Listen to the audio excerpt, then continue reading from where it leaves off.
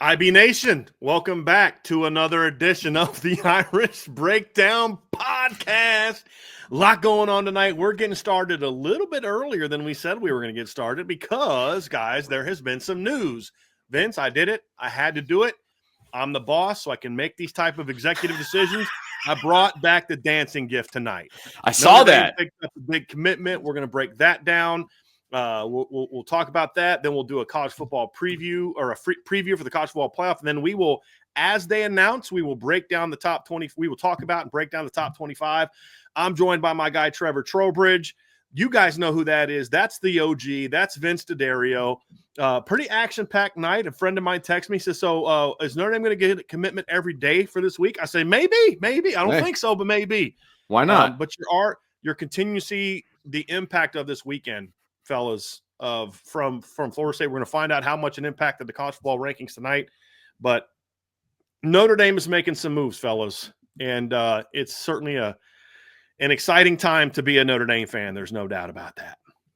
Absolutely. And doing commitment shows are a lot of fun because, we're obviously very focused on this year's team and what they're about to do and what they're going to do. And we'll talk about that here in a little bit, but it's always nice to turn an eye towards the future as well. And this is a big pickup for Notre Dame, and Notre Dame just continues with with Marcus Freeman at the helm to just dial up studly linebackers. I mean, I don't know what else to say. They just keep bringing in awesome linebackers. So they do. They do. Yeah. And we'll dive into that. But before we begin, fellas, my guy Trev, welcome to the show, buddy. How about you go ahead and get us started by reminding people about our great new partner here at Irish Breakdown? Oh, baby. You know what it is. You know what we got to talk about tonight, guys. On top of the exciting recruit that Notre Dame just got, and also on top of the playoff rankings that are coming out tonight, please do not forget to get all signed up with MyBookie. We talked about it earlier today. We're super stoked about it, but with MyBookie, all you guys have to do, make sure you go and get signed up with them. It's a sports book similar to the DraftKings of the world and the FanDuels of the world. But what they're going to do for you is the second you get signed up, if you sign up with promo code IRISH, what that's going to do for you is it's going to give you a deposit bonus. So if you deposit $10, it's going to give you $10 in bonus bets to play around with, right? There's college basketball on right now. There's going to be football on Thursday night, which is a great opportunity for you guys to use the MyBookie risk-free Thursdays, which is something that I always partake in.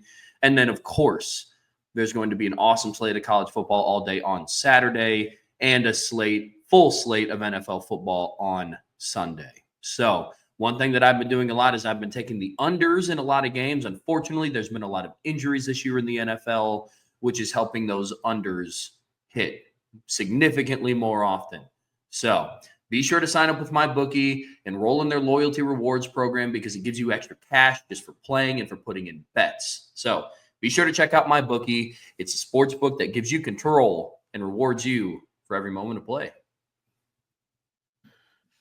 Thanks, Trev. Appreciate you very much, and love hearing about our friends over at MyBookie. But now we are going to jump into this commitment, Brian, before we jump into the college football playoff rankings that are going to be coming out here soon. So Thomas Davis Jr., he's a linebacker from the 26th class out of North Carolina. He commits today. He was obviously on campus this weekend. If you're a linebacker and you watch the defense this weekend, you might I think I might fit into that defense right there and what they're doing. Absolutely. Yeah. It wasn't a bad one to be there in person for, though. So, hey, give us the background on this commitment, where, what this has looked like, the entire recruiting process, and how he landed at Notre Dame. Vince, this has been an interesting one because Notre Dame got on Thomas Davis Jr. very early. And he's been a guy that's been a priority target for Notre Dame for a while. I mean, he was obviously part of the pot of gold, but he was already someone they were on before then. And this weekend, he's a 26 kid, so he's currently a junior. This was his third trip to campus in 2024. He made a visit, and these are all on his own dime. It's because that's why I say he's a junior. These are all on his own dime. He visited in April. He visited in July, and he for the cookout thing they did, and he was obviously on campus again this past weekend. And this is a kid that you look at and say, let's get, LSU, Ohio State, Michigan, Ole Miss, Clemson. He's offers from all over the country. Obviously has the DNA with his dad being a standout. He was a big safety at Georgia back in the day, then moved to linebacker in the NFL for the Carolina Panthers, outstanding player. And so Notre Dame got on him very early. Notre Dame likes the pedigree aspect of recruits, and really knew they had to battle. And for whatever reason, Vince, he just clicked with the Notre Dame staff early. Like, I wouldn't say that I knew early on that they were going to get him, but you knew early on they were going to be a major player for him. You could just tell the way he talked about, Marcus Freeman and Max Bulla and the vision that Coach Golden has for him and all these different things. You could just tell there was an immediate connection with him in Notre Dame very early in the process. And so you knew they were going to be a player. And I probably started to think that they were probably going to get him when he visited in July. I just didn't know it'd be this soon. I thought he was going to carry the process out a little bit. And just to give you a little, I talked to a source tonight who said Thomas actually was going to commit on Saturday, but the staff is handling commitments a little different now, especially in the 26 class. That in the past, they'd try to push to get you to commit during the visit. Now they're trying to say, look, go home, think it through, make sure you know when you're ready. And instead of just trying to fill up, and then hold on for dear life, they want to make sure kids are on board because they're selling something different now with Marcus Freeman, which is, number one, there's no longer we think he's going to be a good coach. It's, look at the record, 18-4 the last 2 years, and 16 of their 18 wins are by double digits. You know what I mean? Like, they've scored over 40 points more times the last 2 years than they've ever had in school history in a 2-year stretch. And there's still 3 games left of the regular season. We've never seen anything like this from Notre Dame as far as the level of dominance over a period of time. Now, dominance is not good enough because you've also got 4 losses and that. But the point is, this is a different program. Now Marcus Freeman's a good coach. He's established himself. And the last 2 years, this defense has been elite. And so they were able to really connect with Thomas. They've got a great product to sell. And, of course, this is a kid that they just connected with. And I don't know this part for a fact, Vince, but this is my read of it. I think the fact that so many NFL kids of NFL dads are coming to Notre Dame, a kid like that's not going to – he's a pretty smart kid. Not going to go over his – gee, I wonder why. I mean, he's not going to think about that. A kid like that's going to wreck, like, why are all these, NFL – and so that's all part of it, man. So – there's just a lot of different things. And they've hit the right buttons with him every single step of the way. Just every time he visits, it's just like you feel more and more confident about where Notre Dame stands. And then obviously this weekend, they knocked that visit completely out of the park. Well, that's fantastic. I love the early commitment by a 26 kid. And then obviously the pedigree thing, I think is huge. They're really blazing a trail here with the pedigree situation with kids of NFL stars, right? And it's amazing. So that's the backstory. Let's talk about class impact. How does he impact this 26 class as a linebacker? And yeah, hit it. Class impact. He's the first linebacker in the class. And I think where you're going to see is I'll have more on the 25 linebacker recruiting later in the week. I'm going to hold off on that right now, but the thing I like about this young man, Vince, is he's an inside linebacker, and they want more inside line. They want at least 2 a year. He's an inside linebacker means you can play Mike or Will. I think right now Thomas projects as a Mike or Will, probably Will right now with the thought of maybe eventually he could grow into a Mike because he's pretty good size. He's 6'2", 220 already, and so you see that aspect of it. But I mean, the reality is, guys, we could talk all we want about how he fits into the class and all that kind of stuff. But the reality is you got to be a pretty confident linebacker to commit to Notre Dame right now to play linebacker. And because if you're looking at like, okay, Drake Bowen's your starting Mike, he's a sophomore. Kingston's a freshman. Jay Nosbury's a sophomore. Bodie Cahoon is a freshman. You've got Anthony Sacca committed, who's a top 100 kid. You got Josiah Kia committed. Notre Dame's in a great position for Madden Faramo, who's on campus this weekend as well. That Thomas Davis Jr. knows exactly where Notre Dame stands with Madden Faramo, and he still said, "Yeah, I want to come." So you're getting a kid already right there that has confidence in himself that, hey, I don't care who I'm competing with. I'll compete against whoever. I'm going to go do my thing. And so that's kind of that's how he fits. So he gives you that good, like really good inside linebacker. He's a good football. He's a borderline top 100 guy in my view right now. He's not quite on the same level as the Maddens and the Kingstons and the Drakes, the Osborns just yet, but he's still evolving. He's kind of growing into his body. I am very curious to see how his body develops the next couple of years, how much bigger he gets and all those type of things. But he's a really quick type of player that fits this defense well. And I think eventually he probably projects more as a Mike would be where I see things kind of developing him. But, you got to try to make sure that you're getting kids. Marcus Freeman values a lot of things. We've talked about length and all this, but Marcus Freeman values competitiveness. And one thing I've learned about this staff, especially in the last 6 months, this staff values even more kids that have a edge to them. And when I mean edge, I don't mean like, they play like the kids from the U from the 80s. I'm talking about kids that have that confidence in them that, hey, look, I'll battle anybody anytime. I don't care about competition. I'm the best there is anyway. And I know I'm going to compete. But the other thing that helps too, when you talk about just sort of the class impact, the reason you can get a kid like this, Vince, is because you have shown that you don't have to be one of my 2 best linebackers to play. If you're in my top 6, you're going to have a role. Right. Because they're rotating every 5 game. Plus. Yeah. Yes. Right. And they're all producing. They've all had impact. I mean, every single linebacker that's played a meaningful down this year has had an impact, game-changing type of play, if you think about it. I mean, even if you just think of the reverse that Jaden Osbury blew up against Georgia Tech and how important that was. It was 21-7, 24-7, I think is what it was, or 21-7. And if they score there, it's a 7-point game. It's still third quarter, and he has a big play. He had a huge open field tackle this weekend against Florida State, and he's getting the least amount of snaps of all of them. Jalen Sneed's basically turned into a situational linebacker, and that's it. And he makes a lot of plays. I mean, and that doesn't include what Jack and Drake and Kingston are doing. So that's helps them a ton as well, is kids look and say, look, I don't have to be the starter and now I don't play. If I'm in the 2 deep, I'm playing. So those are things you look at, and that certainly helps them be able to go out and land a kid like this, Vince, is because he knows, hey, look, I don't got to crack the top 2 anymore. I got to crack the top 5, basically, to have a chance to play. And that certainly helped with Notre Dame being able to land this young man. Well, I know there's a lot of people that follow recruiting, and so they know a lot about this kid already. But let's talk a little bit about his game and what, you said he projects as an inside linebacker, all that kind of stuff. But let's talk about his actual game and what that looks like. Yeah, I mean, so love the side, love the frame, Vince. I mean, you'll see it on film. He's 6'2", he's 220, but he's got very long arms. Now, he'll play in space a lot in high school. He plays inside and outside, but he doesn't run like Jaden Osbury, right? He's not that type of space athlete, in my opinion.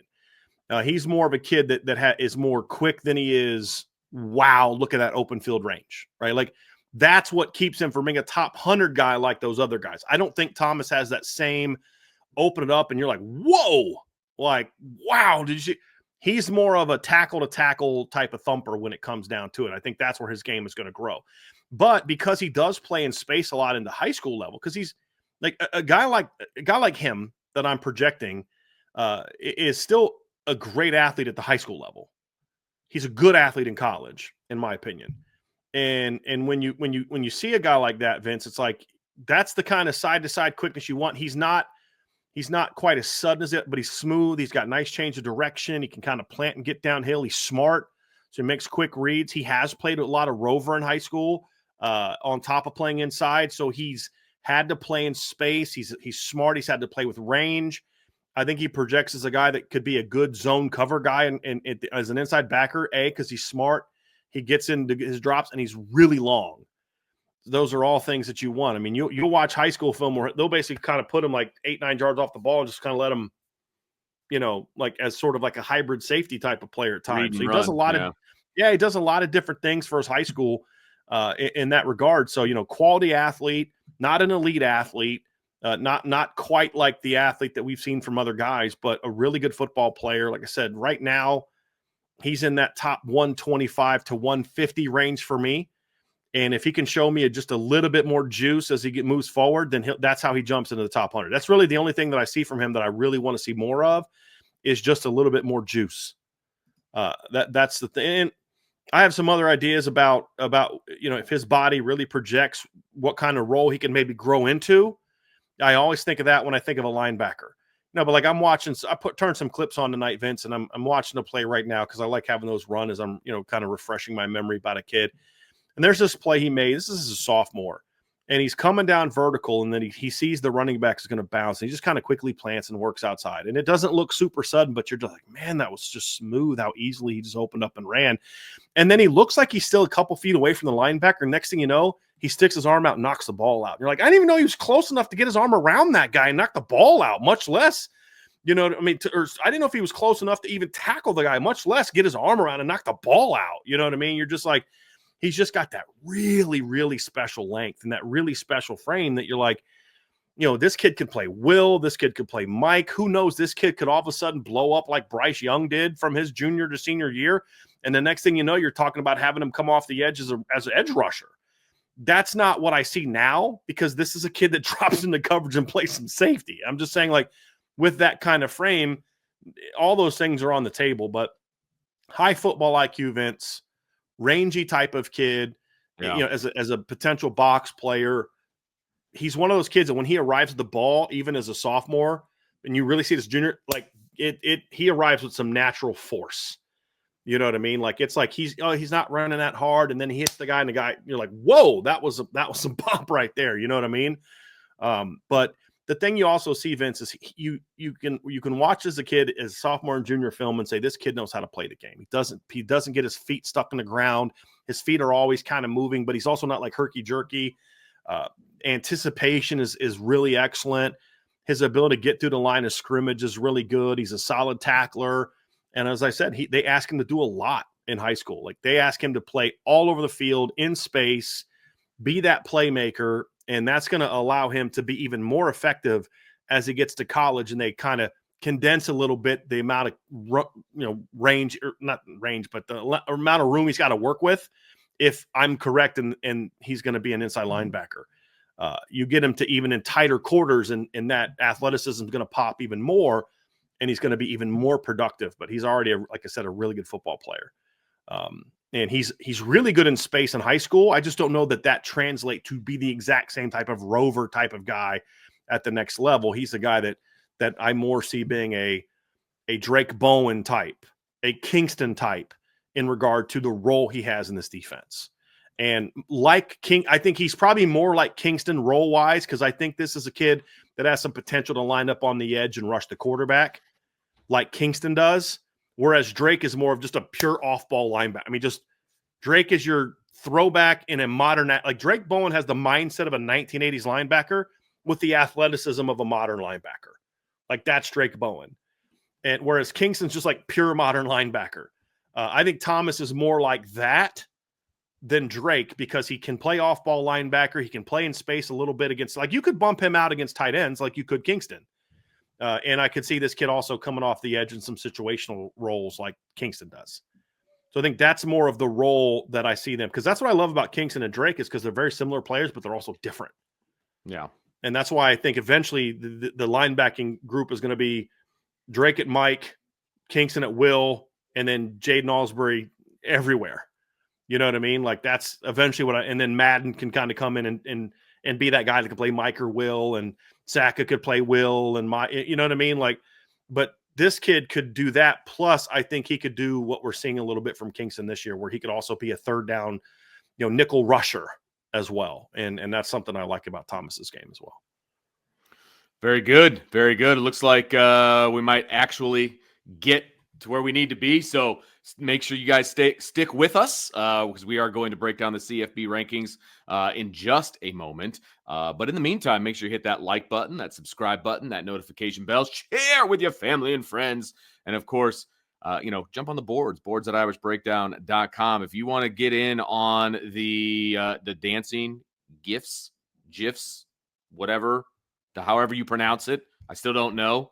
But if you want to get in on that, you've got to be on the boards. You would have known that something was coming. Something was in the midst of happening. You would have known it. And that's the only way you're going to find out is on the board. So maybe jump over to boards.irishbreakdown.com, and then you'll be in the know as well.